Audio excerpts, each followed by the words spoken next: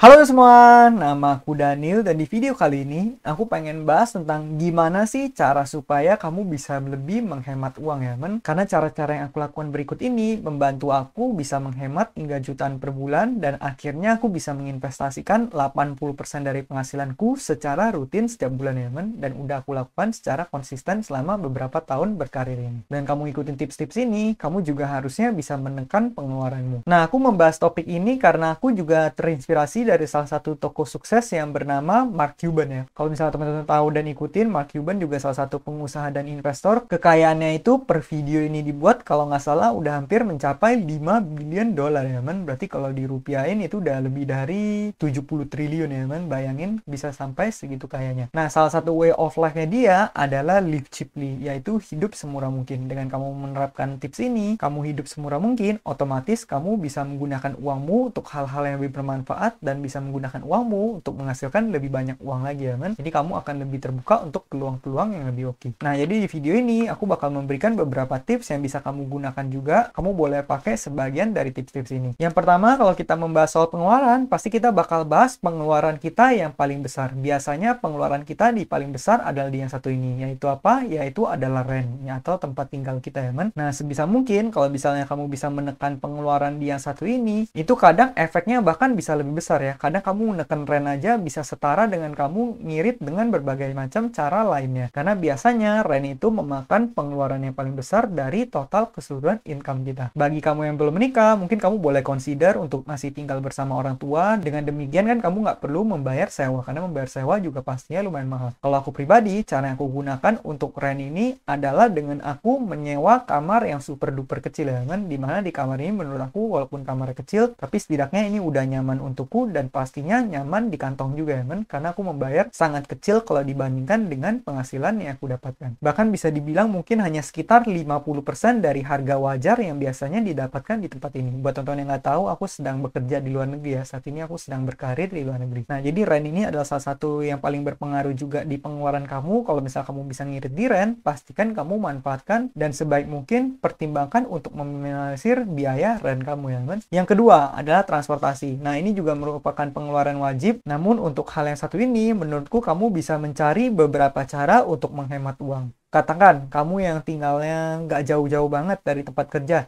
bisa aja kamu consider untuk misalnya naik sepeda atau misalnya kamu jalan kaki. Selain transport itu adalah transportasi yang lebih murah, kamu juga bisa sekaligus lebih sehat ya kan? Karena sama aja kamu berolahraga kalau misalnya kamu udah naik sepeda ataupun jalan kaki. Atau kalau misalnya di tempat kamu tinggal masih lumayan nyaman, lumayan convenient, kamu juga bisa consider untuk menggunakan public transport. Dengan menggunakan itu, otomatis kamu bisa mendapatkan harga yang jauh lebih murah ketimbang kalau misalnya kamu nyewa mobil atau misalnya beli mobil sendiri ya. Apalagi kalau misalnya kamu nyicil mobil hanya untuk keperluan yang konsumtif, menurut aku itu kurang bijak ya men. Karena kalau misalnya kita membeli mobil, biasanya harganya itu akan terdepresiasi dengan sangat cepat. Kecuali kalau misalnya kita beli mobil yang udah bekas, udah misalnya dipakai 3-5 tahun, biasanya itu udah mengalami penurunan yang lumayan dalam, dan kalau misalnya kamu beli, biasa penurunannya nggak bakal se-ekstrem itu lagi ya, ketimbang kamu membeli mobil baru. Tapi ini semua kembali lagi disesuaikan dengan keperluan kamu. Kalau misalnya kamu butuh mobil untuk keperluan bisnis kamu, atau keperluan yang menghasilkan uang, ya itu kamu boleh gunakan ya men. Kalau aku pribadi, kondisinya adalah aku di luar negeri ini, transportasi semua super duper mendukung, jadi tanpa aku beli mobil pun, bisa dibilang udah nyaman banget untuk kemana-mana ya man. Karena di tempat aku bekerja semuanya mendukung banget, seluruh titik di kota ini bisa dikunjungi dengan menggunakan transportasi umum. Poin berikutnya adalah ini juga yang lumayan kamu bisa irit, tapi di sini mungkin kamu nggak bisa irit terlalu banyak. Yaitu apa? Yaitu adalah internet, SIM card, mobile data. Mungkin kamu boleh pertimbangin untuk ambil paket bulanan yang lebih murah, walaupun mungkin kamu nggak bisa ngirit terlalu banyak di sini, tapi kalau misal kamu bisa ngirit beberapa puluh ribu atau 100.000, itu kan juga lumayan ya men, kalau nanti diakumulasikan dalam jangka panjang. Nah, kamu mungkin boleh menggunakan internet sesuai dengan keperluan aja, kamu belinya yang sesuai keperluan kamu. Misalnya kalau kamu sehari-hari cuman pakai buat WA, atau misalnya cuman pakai buat nge-line, buat kepentingan kerja, ya mungkin kamu nggak perlu beli kuota yang besar banget ya men. Mungkin kamu beli 1 giga, 2 giga, 3 giga udah cukup. Kalau misalnya kamu ada kepentingan yang data besar, mungkin kamu boleh tahan dulu. Katakan kamu pengen download yang ukurannya 1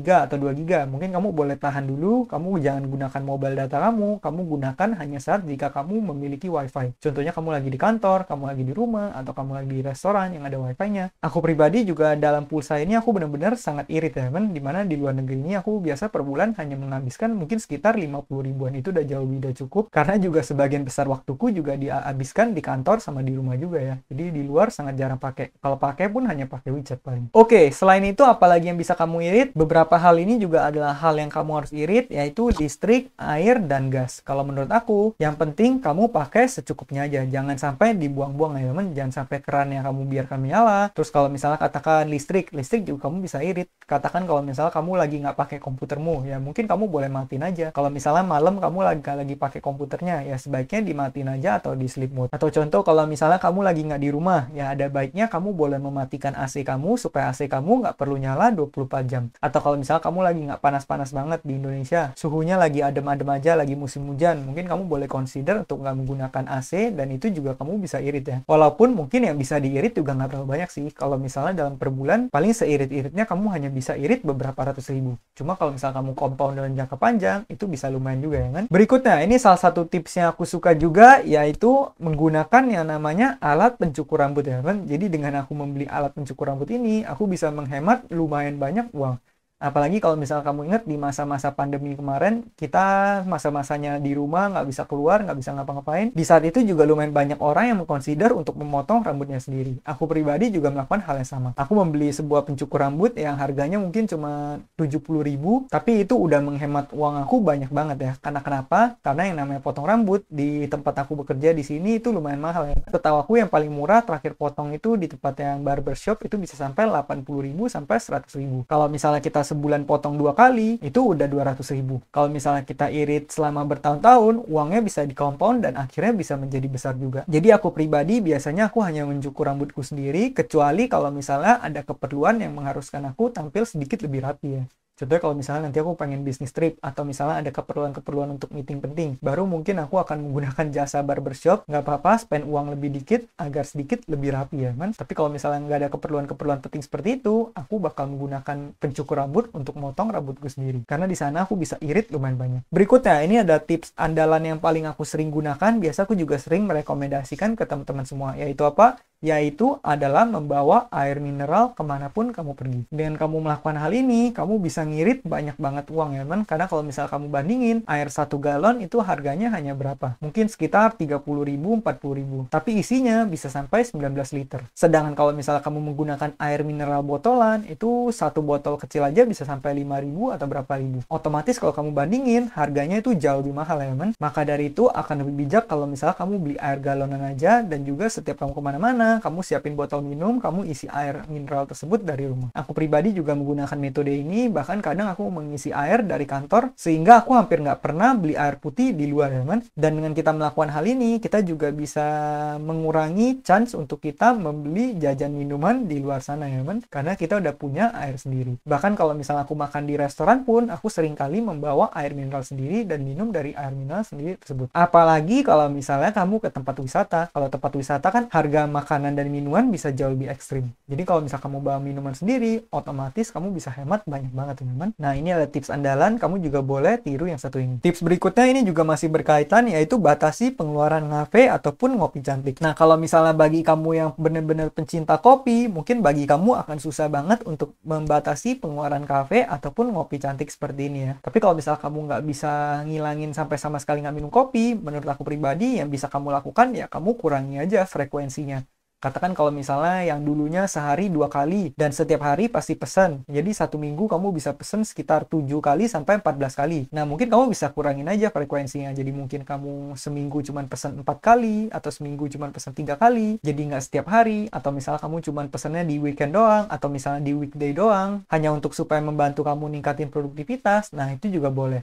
Atau kalau misalnya kamu nggak bisa kurangi frekuensinya, mungkin kamu bisa gunakan cara kedua, yaitu kamu beli kopi yang jauh harganya jauh lebih affordable. Contoh biasa kamu beli yang 60 ribu, 70 ribu, ya bisa aja kamu beberapa kali beli yang lebih murah, katakan beli yang 20 ribu, 30 ribu, itu juga udah oke. Dan kamu bisa menghemat lumayan banyak uang. Kalau aku pribadi kurang suka ngopi, jadi aku bisa dibilang sama sekali nggak ngopi ya kan, karena biasanya aku hanya minum air putih. Karena bagi aku pribadi, aku minum kopi sama nggak minum kopi, menurut aku produktivitasnya sama sekali nggak ada bedanya ya men. Jadi aku hampir nggak pernah minum. Biasanya kalau minum itu hanya pun buat iseng, bukan untuk tujuan produktivitas. Berikutnya, kalau tadi kita udah bahas minuman, sekarang aku pengen bahas makanan. Nah, kalau misal makanan ini, kalau kamu bisa masak sendiri, ini bakal jauh sangat menguntungkan dan jauh kamu bisa lebih irit banyak ya men. Cuma kalau masak sendiri, mungkin kelemahannya kamu hanya akan spend lebih banyak waktu. Karena kamu harus mempersiapkan masakannya, terus kamu juga harus nanti nyuci piring dan segalanya. Aku pribadi, aku nggak gitu sering masak, karena aku pribadi biasa di kantor juga selalu dikasih makannya. Jadi biasa malam aku hanya tinggal perlu membeli makanan untuk makan malam tanpa perlu masak lagi. Dan juga kalau misalnya untuk kasusku pribadi akan lebih efektif kalau misalnya aku menggunakan waktuku untuk menghasilkan uang, kemudian baru untuk perihal makan aku bakal pesan aja. Itu bakal jauh lebih efektif kalau buat aku pribadi ya. Tapi kalau misalnya buat kamu, itu kamu boleh sesuaikan lagi dengan kamunya. Tapi yang pastinya kalau misalnya kamu bisa ngurangin makan di luar, ngurangin order makanan, lebih sering masak sendiri, itu otomatis kamu pastinya bisa menghemat jauh lebih banyak uang ya kan? Oke, poin berikutnya ini juga bisa kamu coba, yaitu kamu menghentikan semua subscription yang nggak terpakai. Entah itu misalnya Netflix, atau misalnya Spotify, atau misalnya kamu Disney Plus, atau misalnya kamu ada berlangganan aplikasi-aplikasi SAS lainnya. Kadang di aplikasi mobile kan lumayan banyak juga aplikasi-aplikasi yang seperti itu, dan kita nggak sadar kita main daftar-daftar aja. Atau misalnya ada beberapa service yang kamu daftar, terus kamu bayar per bulan, tapi pada akhirnya sebenarnya kamu nggak gitu-gitu butuh banget. Nah, mungkin kamu boleh consider untuk menghentikan beberapa subscription tersebut yang kamu beneran nggak pakai. Tapi kalau misalnya subscription itu bener-bener kamu pakai banget, misalnya katakan kamu beneran suka musik dan kamu bener-bener pakai Spotify, ya menurut aku nggak perlu kamu cancel juga. Karena untuk apa kamu mengurangi kualitas hidup kamu ya men? Akan lebih baik kalau misalnya kita mikirin untuk gimana caranya kita bisa menghasilkan uang lebih banyak ya men? Sehingga kita bisa meng-afford hal-hal yang kita suka tersebut. Tapi kalau misalnya buat di awal, kalau kamu pengen ngurangin, itu juga boleh. Poin berikutnya, ini juga tips yang bisa kamu sering gunakan, apalagi kalau misalnya kamu yang sering bertransaksi menggunakan bank ya men. Nah, tipsnya apa? Tipsnya adalah hindari biaya admin dari transaksi bank. Karena biaya admin itu untuk satu kali transfer itu bisa kena 6.500. Di sini aku maksudnya switching ya. Kalau misalnya kamu melakukan switching, katakan kamu punya bank BCA, kamu transfer ke BNI atau BRI, kan nanti kamu bakal dikenakan biaya 6.500. Nah, hal-hal seperti itu kalau kamu bisa hindari, kamu harus cari cara supaya hindari. Saranku pribadi adalah kamu gunakan aja bank digital ya kan. Bank digitalnya apa? Kamu boleh cek di video-video channel ini, aku udah bahas banyak banget bank-bank digital yang memberikan gratis transfer. Kalau kamu bisa irit satu kali transfer 6.500, dalam satu bulan kamu 30 kali transaksi, itu udah ratusan ribu. Itu udah lumayan banget ya kan. Uang tersebut kalau kita compound juga nanti bisa jadi besar juga. Jadi selama kamu bisa manfaatin bank digital, manfaatin aja sebaik-baiknya. Berikutnya, dengan kamu melakukan ini juga kamu bisa hemat lumayan banyak, yaitu saat kamu pengen membeli barang, manfaatkan diskon dan juga cashback sebaik mungkin ya men. Aku pribadi biasa aku dalam membeli barang aku selalu membeli value item, dimana aku dengan uang sekian aku bisa mendapatkan value setinggi mungkin dengan setiap rupiah yang aku keluarkan. Biasanya aku akan membeli value item, jadi aku bakal beli barang-barang yang worth it. Terakhir kali aku membeli pembelian besar, aku membeli HP,